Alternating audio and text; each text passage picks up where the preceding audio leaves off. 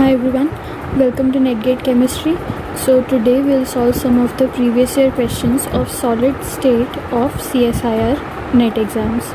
Right, so the first question which we are going to discuss is, for a simple cubic crystal, X-ray diffraction, how intense reflections for angles theta 1 and theta 2, which are assigned 101 and 111 planes respectively, the ratio sin theta 1 to sin theta 2 is, that is, we have to find out the ratio of sin theta 1 and sin theta 2, right? Crystal is simple cubic, okay, and two of the planes are given, okay. So two planes are given which are 101 and 111. These two planes are given. So now for X-ray diffraction, we know Bragg's equation, very famous, n lambda is equals to 2d sin theta, right? From here, see, we have to calculate the ratios of sin theta. So from here we'll try to take out sin theta. It will come out to be sin theta equals to n lambda upon 2d. Simply what I have done, sin theta on the one side and 2d towards the denominator, right? So we'll get sin theta equals to n lambda upon 2d, okay. So from here, see, one thing which we have seen is that sin theta is inversely proportional to d, right? This is one conclusion which we have got, okay. Now there is one more formula for d, which we know that d is equals to a upon root under h square plus k square plus l square. This is one more formula which we know, right? Now we'll try to link these two formulas. So what we are going to do, we need to have ratios of sin theta 1 and sin theta 2, okay. So we need sin theta 1 upon sin theta 2. So if we are taking the ratios, then what will happen, n lambda upon 2 will cancel out, right? Because diffraction is taking place in the same crystal, right? These are the two planes present in that same crystal. So lambda will be same, right? The wavelength which we are using, that is going to be same, right? Order of diffraction will be same. So n lambda by 2 will be constant, and if we are taking the ratios, n lambda by 2 is going to cancel out anyways. So sin theta 1 upon sin theta 2 will be equals to 1 upon d1 upon 1 upon d2, right? Because n lambda by 2 will cancel out in numerator and denominator. So this is what we'll get.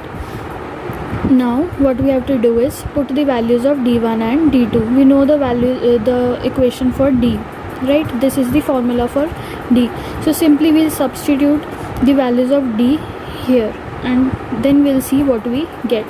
So we'll get sin theta 1 upon sin theta 2 will be equal to, see, 1 upon d1 will be equals to what?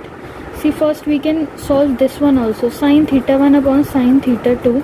If we rearrange this side, then we'll get d2 upon d1, right? This goes up, right, and becomes this. See, this is 1 upon d2. When it goes up, it becomes d2 upon 1. So naturally we'll get sin theta 1 upon sin theta 2 is equals to d2 upon d1 on rearranging, right? So this is what we have got.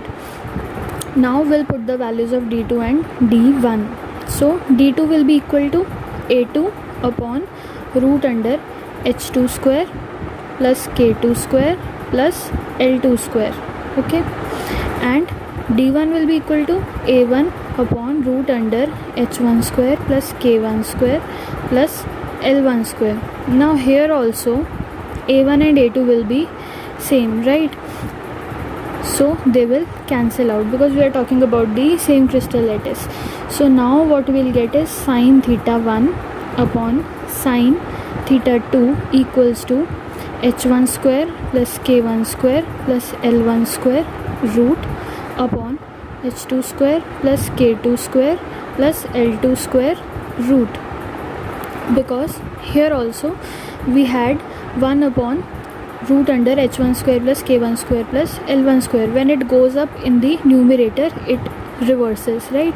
That is, we get h1 square plus k1 square plus l1 square root under upon 1. right? It reverses, so we get this. Okay, now we have to put the values of h1 k1 l1, h2 k2 l2, right? See, for sine theta 1 we have this plane, for sine theta 2 we have this plane, so we simply have to substitute the values. So we'll get root under h1 k1 l1. See, what we have to do is we have to select the respective planes. So what we'll get is above will be the first plane, that is 1 0 1, so we'll get 1 square plus 0 square plus 1 square, and below will be the second plane, that is 1 square plus 1 square plus 1 square. From here I have taken the values. This is h1 k1 l1, h2 k2 l2. So upon solving, what we'll get, above will get root 2 and below will get root 3. Value of root 2 is 1.414 and value of root 3 is 1.732, right? And upon solving you will get the value 0.82, right, which is corresponding to third option. So third option is the correct option. Okay, so now we'll move on to the next question. So this is the next question which we are going to discuss. It says that silver crystallizes in FCC structure. Second order diffraction of beam of X-ray lambda is equals to 1 angstrom of 111 plane of crystal is 30 degrees.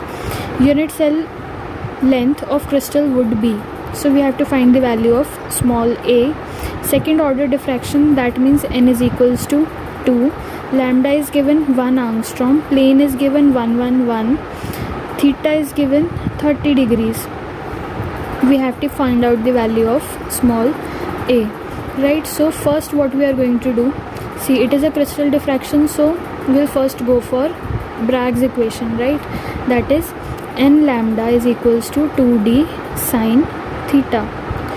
What are the things which are given? N is given 2, lambda is given 1, 2, d is not given, sine theta, sine 30 degrees, right?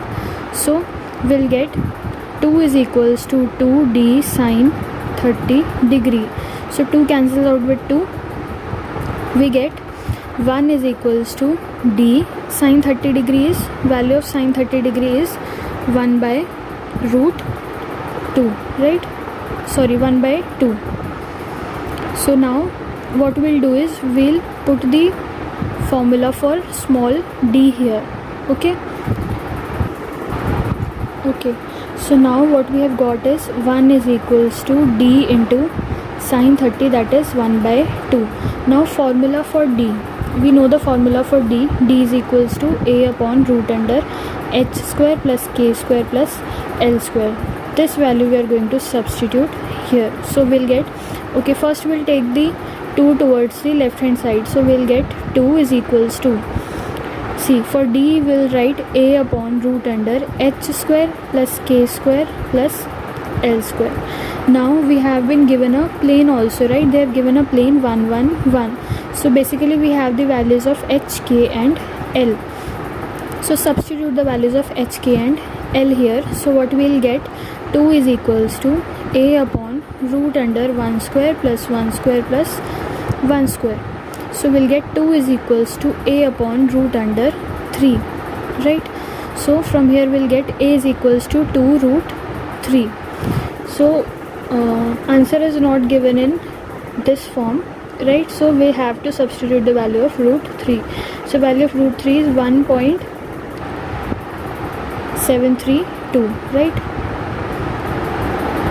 So on solving, what you will get is 3.464 angstrom. This is the answer. So if we look at the options here, if we look at the options, so correct option is D. So what we have done is, see, we have been given the values of n, lambda, we have been given a plane and theta. So we have first used the Bragg's equation, n lambda is equals to 2d sine theta. Here we have substituted the values of n, right, and theta and also lambda. So here we got 1 is equals to d into 1 by 2. So then what we have done is, in this equation 1 is equals to d into 1 by 2. We have substituted the value of d. We know the formula for d is equals to a upon root under h square plus k square plus l square. Then what we have done is we have substituted this value of d in this equation, right? So we have got this.